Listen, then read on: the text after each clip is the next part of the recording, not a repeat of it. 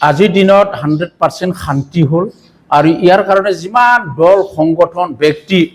আমাৰ বিটিচিত মানে জীয়াই থাকিবলৈ শান্তি পাইছে আৰু ইয়াৰ কাৰণে আজি বিজেপিও ইয়াত মানে মুক্তভাৱে ইলেকশ্যনত নমাবৰ কাৰণে চিন্তা চৰ্চা কৰা হৈছে খুব ভাল কথা কিন্তু কথা হ'ল কি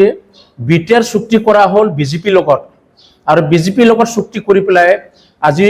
বিটিআৰত আমাৰ প্ৰমোদ বড়োৰ নেতৃত্ব চলি আছে আৰু সেই সময়ত আজি যেহেতু মানে বিজেপিয়ে 40টা সমষ্টিত খেলিম 10টা সমষ্টিত খেলিম বুলি কোৱা কথাটো আমি অলপ আশ্চৰ্য পাইছো কাৰণ যে আজি যোৱা 2003 চনত যি বিটিচি চুক্তি কৰা হৈছিল সেই সময়ত কংগ্ৰেছ চৰকাৰ আছিল তৰুণ গগৈ আছিল মুখ্যমন্ত্ৰী তেওঁলোকে সেই অঞ্চলে যেহেতু আন্দোলনকাৰীসকলৰ লগত মানে চুক্তি কৰা হৈছে ইয়াৰ কাৰণে আন্দোলনকাৰীসকলৰ হাততে এৰি দি পেলাই ইয়াৰ কোনো ৰাজনৈতিক চিন্তা কৰা হোৱা নাছিল কংগ্ৰেছে আৰু ইয়াৰ কাৰণে আমিও ধন্যবাদ দিছো যে এই অঞ্চলৰ অভাৱ অভিযোগ কোনে বুজি পায় যিসকল আন্দোলনকাৰী তেওঁলোকে অভাৱ অভিযোগ বুজি পায় ইয়াৰ কাৰণে তেওঁলোকক এৰি দি পেলাই যোৱা 15 বছৰ হাগ্ৰামক শাসন কৰিব দিলে কিন্তু এইবাৰ 2020 চনৰ যি চুক্তি কৰা হ'ল মানে বিটিআৰ আৰু এই বিটিআৰ চুক্তিত আমাৰ বিজেপিৰ লগত হৈছিল কিন্তু বিজেপি আশ্চৰ্যজনক কথা কৈ আছে যে আমি বিটিআৰ দখল কৰিম বিটিআৰত আমাৰ শাসন কৰিম এই কথাটো শুনি পেলাই আমি আশ্চৰ্য পাওঁ কাৰণ যিসকলে আমাৰ লগত চুক্তি কৰিছে চুক্তিকাৰীসকলক ইয়াত সহায় কৰিব লাগে কিন্তু সহায় কৰিব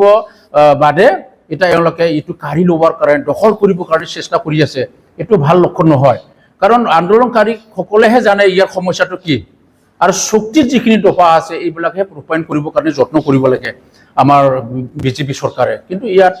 খালি মানে চুক্তিৰ নামত চুক্তি কৰি পেলাই ইয়াত নিজৰ ৰাজনৈতিক লাভালাভকে বেছি প্ৰাধান্য দিয়া নিচিনা আমি দেখা পাইছো আৰু এইটো আমাৰ বিটিচি বাকী ৰাইজৰ কাৰণে ভাল নহয় আৰু সঁচাকৈ তেওঁলোকে যি ধৰণৰ কথা কৈ আছে আমাৰ এই হেমন্ত বিশ্ব শৰ্মায়ে যে আমি বিটিআৰত কাৰো লগত প্ৰতিযোগিতা নকৰে কাৰো লগত আমি প্ৰতিদ্বন্দ্বিতা নকৰো বুলি কয় ইলেকশ্যনত নামিম বুলি কয় এইটো কি কথা বুজাইছে আমি বুজি পোৱা নাই কাৰণ ইলেকশ্যনত নামা মানে আপুনি প্ৰতিযোগিতা কোনবা এটা দলৰ লগত আপুনি ইয়াত প্ৰতিযোগিতা কৰা হয় এইটো কৈ পেলাই কি বুজাব খুজিছে আমি বুজি পোৱা নাই প্লাছ আমাৰ এখেতে কৈছে প্ৰতিযোগিতা কৰাৰ একমাত্ৰ লক্ষ্যটো বোলে হ'ল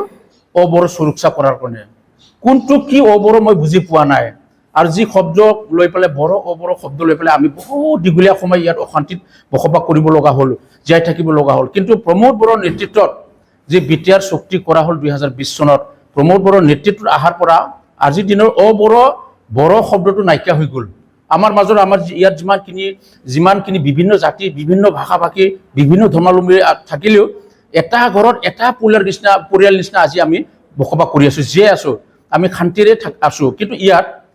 অবড়োৰ 70% বড়োৰ কাৰণে বুলি নিৰাপত্তা দিবৰ কাৰণে সুৰক্ষাৰ কাৰণে বুলি বিজেপিয়ে ইলেকশ্যন খেলিব কি আচৰিত কথা এজন মুখ্যমন্ত্ৰী কি ধৰণৰ আমাৰ সেই বিটিআৰৰহে মাত্ৰ অবড়োৰ কথাটো চিন্তা কৰি পেলাই কথা কোৱাটো আমি সন্দেহ হৈছো অবড়ো সৃষ্টিকাৰীয়ে সঁচাকৈ আমাৰ অসমৰ মুখ্যমন্ত্ৰী হেমন্ত বিশ্ব শৰ্মাই কৰিছে নেকি বা আমাৰ বিজেপিয়ে কৰিছে নেকি মই তেনেকুৱা লাগিছো আৰু সঁচাকৈ যদি তেনেকুৱা বড়ো যদি ৰাজনৈতিক বাতাবৰণে যদি সঁচাকৈ হয় তেতিয়া ভাবি ল'ব ইয়াত আকৌ অশান্তি হ'ব আৰু সেই অশান্তি সৃষ্টিকাৰীও হ'ব একমাত্ৰ ডক্টৰ হেমন্ত বিশ্ব শৰ্মা আমাৰ বিজেপি কাৰণ সেইটো আমাৰ কাৰণে ভাল লক্ষণ নহয় আমি কামনা কৰিছো তেনেকুৱা কৰিব নালাগে বিজেপিয়ে তেনেকুৱা চিন্তা কৰিব নালাগে কাৰণ বিটিআৰ হ'ল অসমৰ 32টা জিলাৰ ভিতৰতে অন্তৰ্গত অসমৰ এজন মুখ্যমন্ত্ৰীৰ অধীনতে কি কেনেকৈ অনলি 5টা সমষ্টিৰ অবড়োৰ কাৰণে সুৰক্ষাৰ কথা চিন্তা কৰিলে এইটো আচৰিত